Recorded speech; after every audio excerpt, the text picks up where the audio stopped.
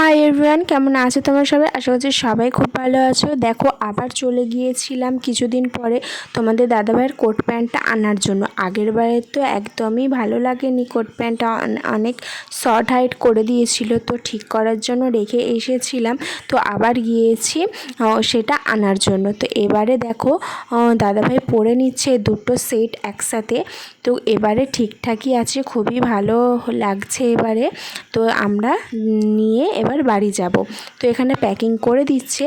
তো এই কালারটা তোমাদের দাদাভাই চয়েস করেছে। এই কালারটা কীরকম লাগছে তোমাদের দাদাভাইয়ের ওপর তোমরা প্লিজ কমেন্ট করে জানিও। তো সেখান থেকে বেরিয়ে আমরা চলে গেলাম রাতের ডিনারটা নেওয়ার জন্য।